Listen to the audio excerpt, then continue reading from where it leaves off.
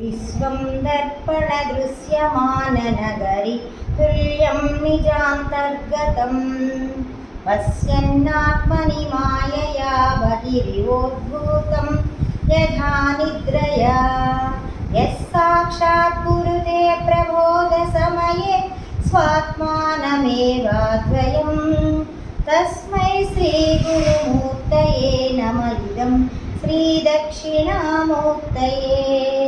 तस्मै श्रीगुरुमूर्तये नमः इदं श्रीदक्षिणामूर्तये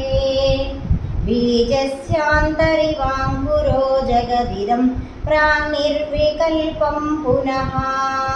मायाकल्पितदेशकालकलन वैचित्र्यचित्रीकृतं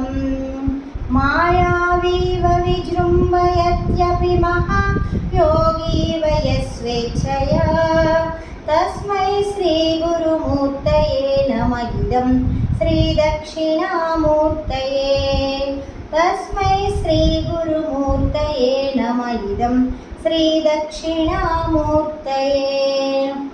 यस्यैव स्फुरणं सदात्मकमसत्कल्पार्धकं भासते साक्षात् तत्त्वमसीति वेदवचसा यो बोधयत्याश्रितान् यः साक्षात्करणात् भवेन्न पुनरावृत्तिं भवाम्भोनिधौ तस्मै श्रीगुरुमूर्तये नमः इदं श्रीदक्षिणामूर्तये तस्मै श्रीगुरुमूर्तये नमः इदं श्रीदक्षिणामूर्तये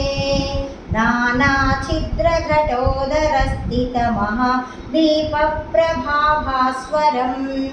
ज्ञानं यस्य तु चक्षुरादिकरणद्वारा बहिस्पन्दते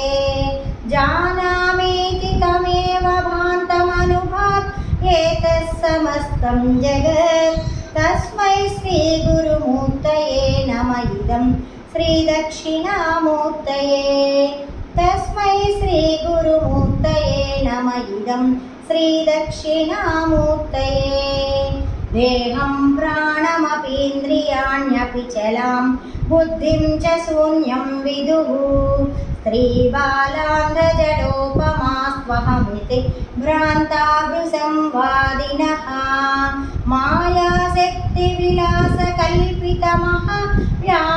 मायाशक्तिविलासकल्पितमहाव्यामोहसंहारिणे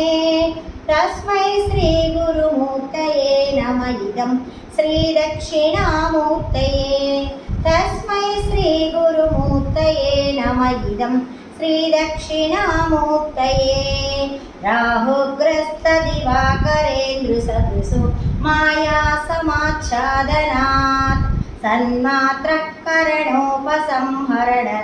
यो भूसुषुप्तः पुमान् प्राग्वस्वाप्समिति प्रबोधसमये यः प्रत्यभिज्ञायते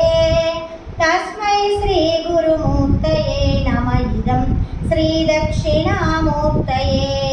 तस्मै श्रीगुरुमूर्तये नमः इदं श्रीदक्षिणामूर्तये बाल्यादिष्वपि जाग्रदादिषु तथा सर्वास्वस्थास्वपि व्यावृत्तास्वनुवर्तमानमहमित्यन्तं स्फुरन्तं सदा स्वात्मानं प्रकटीकरोति भजतां यो मुद्रया भद्रया तस्मै श्रीगुरुमूर्तये नमः इदं श्रीदक्षिणामूर्तये तस्मै श्रीगुरुमूर्तये नमः इदं श्रीदक्षिणामूर्तये विश्वं पश्यति कार्यकारणतया स्वस्वामि सम्बन्धतः शिष्याचार्य तथैव पितृपुत्रात्यात्मना वेदतः स्वप्ने जाग्रति वाय एष पुरुषो माया परिभ्रामितः तस्मै श्रीगुरुमूर्तये नमः इदं श्रीदक्षिणामूर्तये तस्मै श्रीगुरुमूर्तये नमः इदं श्रीदक्षिणामूर्तये भूरंहांस्य नलो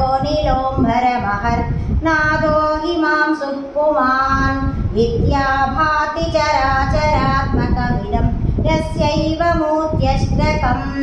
नान्यत् किञ्चन विद्यते विमृशता